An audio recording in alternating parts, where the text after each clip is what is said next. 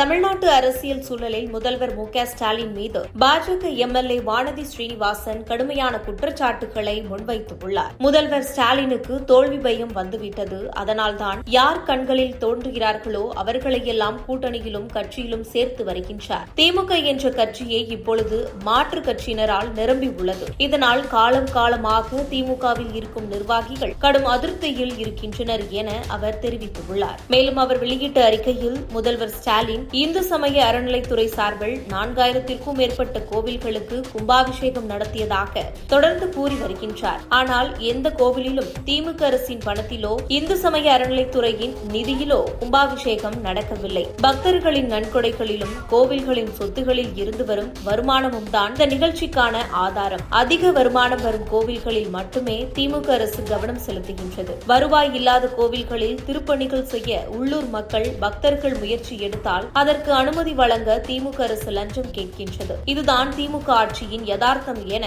வானதி ஸ்ரீனிவாசன் குற்றம் சாட்டியுள்ளார். மேலும் முதல்வர் ஸ்டாலின் இலவச கர்ப்பப்பை வாய்வு புற்றுநோய் தடுப்பூசி திட்டம், 75 லட்சம் வீடுகளுக்கு குடிநீர் குழாய் இணைப்பு போன்றவற்றை தனது அரசின் சாதனையாக கூறியுள்ளார். ஆனால் இவை அனைத்தும் பிரதமர் நரேந்திர மோடி தலைமையிலான மத்திய அரசின் திட்டங்கள். ஜல்ஜீவன் மிஷன் மூலம் மட்டும் தமிழ்நாட்டில் 90 லட்சம் வீடுகளுக்கு குடிநீர் குழாய் இணைப்பு வழங்கப்பட்டுள்ளது. திமுக அரசு மோடி அரசின் திட்டங்களுக்கு ஸ்டிக்கர் ஒட்டுவதை தவிர வேறு எதையும் செய்யவில்லை எனவும் குற்றம் சாட்டியுள்ளார். அதே நேரத்தில் பாஜக மீது வன்முறை, வெறுப்பு பேச்சு, பிற்போக்குவாதம் என ஸ்டாலின் குற்றம் சாட்டியுள்ளார். ஆனால் முன்னாள் அமைச்சர் பொன்முடி சைவ, வைணவ சமயங்களின் புனித சின்னங்களையும் பெண்களையும் இழிவுபடுத்தி பேசியது, திருப்பரங்குன்றம் தீபத்தூணில் தீபம் ஏற்றாமல் அராஜகம் செய்தவை போன்றவை உண்மையான வெறுப்பு பேச்சுகள். இவற்றை விட பாஜக மீது குற்றம் சாட்டுவது அரசியல் நாடகம் மட்டுமே என குறிப்பிட்டுள்ளார். மேலும் தேசிய ஜனநாயக கூட்டணியில் யாருக்கு யார் தலைமை தெரியாமல் இருக்கிறார்கள் என்று ஸ்டாலின் விமர்சனம் செய்துள்ளார். ஆனால்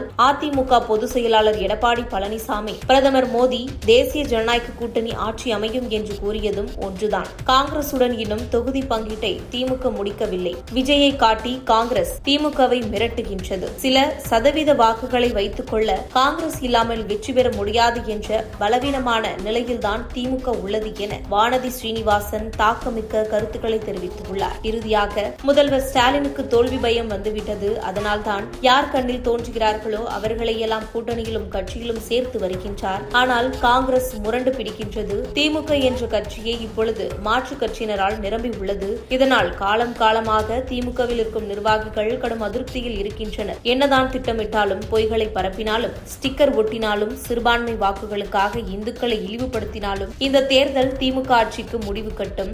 அதிமுக தலைமையில் ஆட்சி மலரப்போவது உறுதி என அவர் உறுதியாக கூறியுள்ளார். இதுகுறித்து உங்கள் கருத்துக்களை கமெண்ட் பாக்ஸில் கமெண்ட் பண்ணுங்க.